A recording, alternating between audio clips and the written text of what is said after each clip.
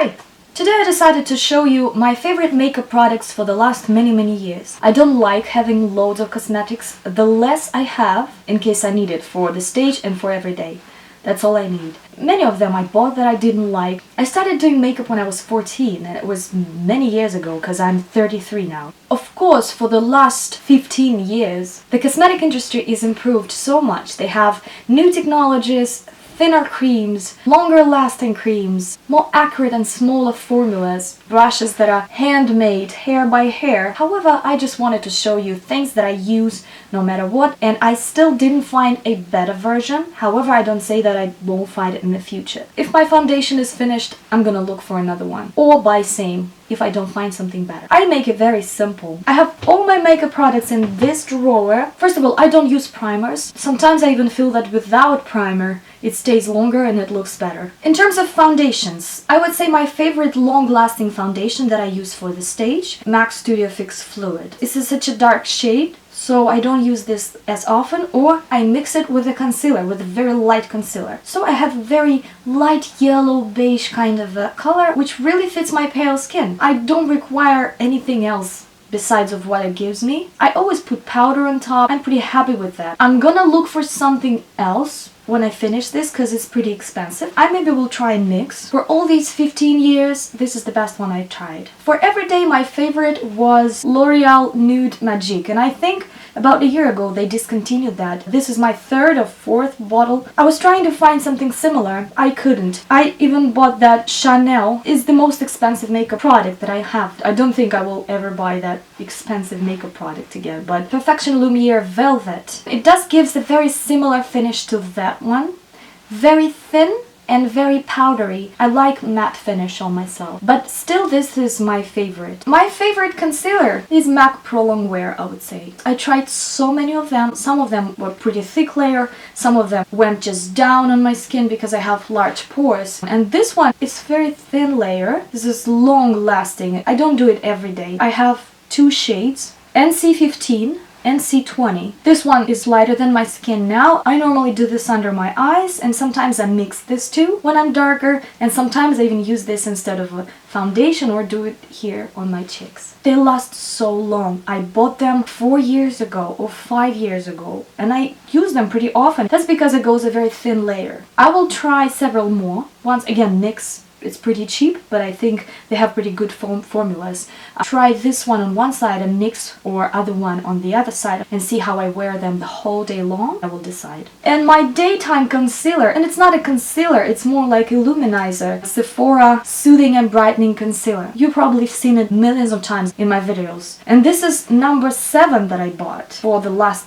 7 years, I think. And I use it all the time. For every day. Sometimes I don't even use foundation, and I use this around my eyes a little bit. It's a very thin layer and it's very moisturizing at the same time. It doesn't have that huge coverage, but that gives that very beautiful light reflecting and glowing effect. My number is number 4, Clear Light. I haven't tried another ones. I don't think they look as good as this one because this one is light yellow, and for pale skin girls like me, a bit darker than me, I think that will look perfect, but maybe not for black girls. For black girls, I would recommend darker versions of that. For my brows, my favorite so far is Cow Brow Benefit.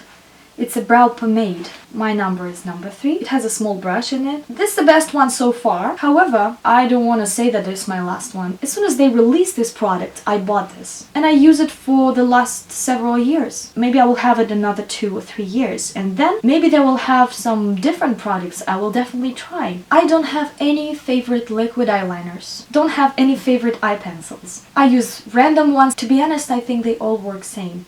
And sometimes even cheaper ones work much better than more expensive ones. As far as the mascara, many years ago, my favorite mascara was L'Oreal Double Mascara that was white and black. Brush looked like a comb. That was my favorite one. They discontinued that. And then after that, I was trying to look for something similar. I couldn't find it. However, I found another solution. One piece of L'Oreal mascara, the white one. I made it as a base. And then on top, I used amazing volumizing bourgeois mascara. They also discontinued that.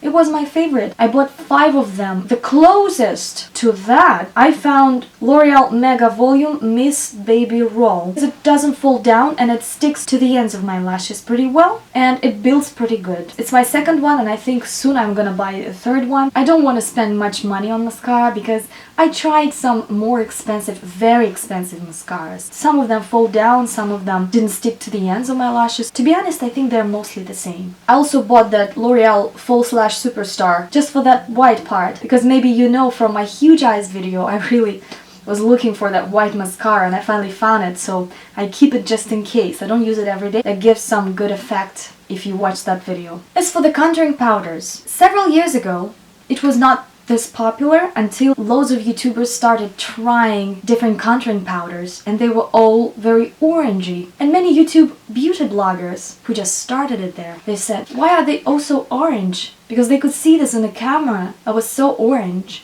And then the brands became very smart, and later almost all of the brands started doing grayish contouring powders. So now you can find a good color contouring powder pretty much everywhere. But several years ago it wasn't the case. If you ask me what's my favorite contouring powder, I have 3. In Glot, it's for the very pale skin, 505. Anastasia Beverly Hills, it's slightly darker, the color is called Mink. And I have Kat Von D contouring kit. This one I got from my friend. She brought it for me as a present from LA because we didn't have that in Russia at that time. And this one I got from my subscriber. That was such a nice story. 2 years ago I was doing my transformations. I didn't have much cosmetics. I just had one eyeshadow palette, one this, one that. And one of my subscribers wrote me, she said, I'm in the US. Do you want me to get something for you here? Something that you don't have in Russia? You're doing makeup, you don't have this much cosmetics. And I was like, oh yeah, thank you so much. Can you please find Nyx Taupe Blush? Because at that time I heard that this blush really contours the cheekbones pretty well. But we didn't have Nyx here in Moscow. In an email she's saying they didn't have that shade,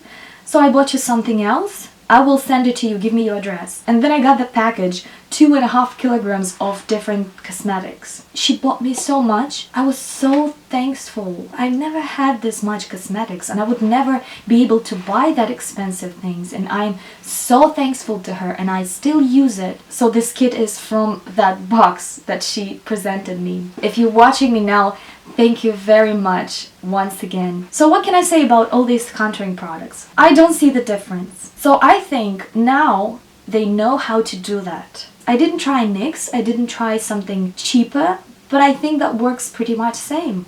I don't think there's a big difference in that. The most important thing is to have a good clean and fluffy brush, to have even rhythmic motions, the good base that you're applying it on. The color is the most important. If you are pale as me, if you're slightly paler, if you're cooler than me, you can definitely try 505 in Glot. If you are slightly warmer than me and maybe slightly darker, you can try this Mink. And this palette is more universal. Good for those whose skin color is changing. If you have very light skin, but then you get a lot of self-tanner, or you tan a lot in summer. About the powders. I do have 2 favorite powders, loose powder and pressed powder. My favorite pressed powder, you probably know already, this is MAC Select Sheer. This is my second one. It's almost gone. I'm gonna buy another one soon. It's very unpopular, however, this is my favorite one. It's so thin. However, it covers. It doesn't give that dry feeling. It stays pretty long. I can overlayer it and it doesn't look cakey. So I really hope they don't discontinue that. My favorite loose powder is Inglot. I never tried many of them. So before buying the same one, I will probably try different ones. However, so far it acted the best out of all ones I've tried before. It's yellowish. It doesn't give me that whitish effect on my skin. However, I know that loose translucent powders don't give you any color, but I need to try that. It doesn't look like I have a huge layer of that too. My favorite eyeshadow.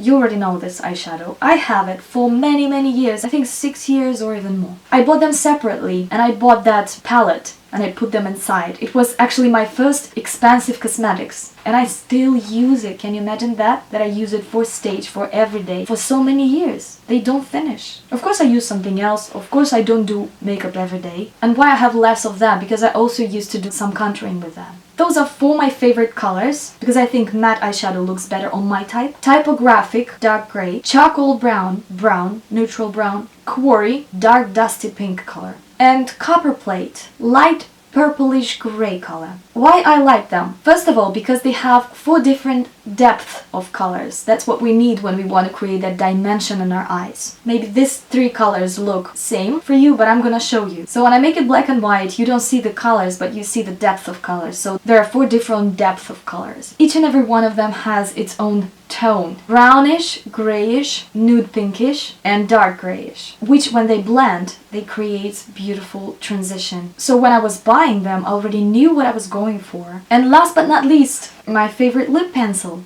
Half Red by MAC. I guess most of my products are from MAC. First, Whirl was my favorite color. I lost it. It fell out of my purse. And that was the only one lip pencil I had. And the shop was almost closed and they said they didn't have Whirls anymore. And I tried that Half Red. It matched my lips so well. It was changing its color depending on how much I blend. If I used it solid, it was kind of Bordeaux dusty color. And then I mixed it with foundation, it was pinkish nude color. And if I just blended it on my lips, on top of my lips, it just was same color as my lips, but just slightly darker and brighter. Since then, it's my favorite lip pencil. I'm gonna buy it more and more, I'm sure. And I also tried it on a darker skin girl. I have some friends in Saudi Arabia. Arabian girls, they have darker skin and darker lip color.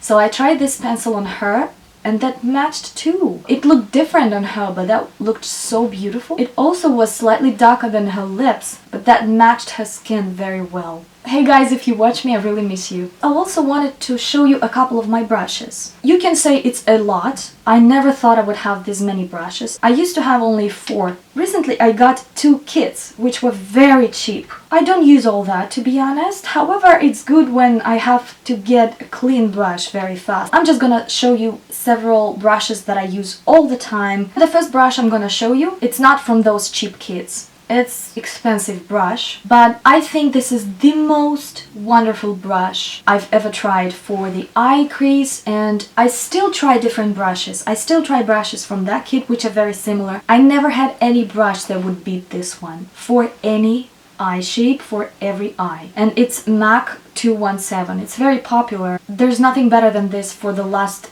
so many years since it was released. If they do something better, I will let you know. However, I think that's perfect. Another brush that I use all the time, you probably have seen this in my huge eyes video, what's good in it? It's not as small as to do the liner, but it's not as big as a pencil brush, for example. I really can make small details with it. I still can blend very small areas of my eyes, above my eyes. I can add some hair on my brows. If I make it wet, I can do pretty beautiful line with an eyeshadow. So it gives me so many options. And I bought this in a craft store. I was just looking for a certain size. The price was about 50 cents or 40 cents. And I bought this 13 or 14 years ago. And I still use it very often, so it's always with me. See, I've never seen any professional brush, expensive brush, that would be as good as this one and this particular size. Another brush that I would need is the brush for contouring. I think in general most of us don't need more than 3 brushes. So the third brush I'm gonna show you is the brush for contouring. When I was preparing that video, I couldn't decide between these 3, but then I just decided I will show you all 3. This one is MAC. It's more for smaller cheekbones, for more precise line. I do use it sometimes before the photo set if I have to draw that cheekbone. For every day I use this one. And this one is from that kit. It's angled and it's very fluffy. For my round, full and soft face, the best thing to do is to make a soft shadow, to make it in a bigger area, not to draw the cheekbones, but basically just darken that side. And it blends perfectly, so I don't need anything else. However, there's also this brush, which is pretty cool. Sometimes when I have to draw something more precise with a darker powder, I do it. Sometimes I do this. I use this one for a bigger area, and then I do this one to get the shadow more precise with a darker powder. It's more for the photo shoots, for going out, and also I like to use it here. It's very inexpensive, but if I had to choose one of 3, I think I would choose this one. I can place it like this so I can make darker area more precise. Then I can use the whole surface to do it like this. So yeah, I think this one. I try not to stick to material objects. You know, every time I purchase something, every time I have an excess of something, I keep in mind that I should be able to dispense any moment. I don't have any blushes. Blush, almost same everywhere. Now they know how to do makeup products. Even the cheapest ones, they know how to do this. So any shimmery products, any highlighters, it doesn't matter if it's expensive or is it very cheap. And also lipsticks. I can say that you can find a $1 lipstick which will be much better than $50 lipstick that will smell like old oils. Alright, that's it. Hope it was interesting. Please write me know in the comments. Do you have your 3 most favorite makeup products that you will buy again? That you love? Because I want to know if there's something you purchase again. Probably 20 or 30 years ago that would sound funny. If there's something that you purchase again, would be something rare. There's so many products nowadays that if you buy something once again, that must be really something good, yeah? Thank you guys. I will see you soon. Bye bye.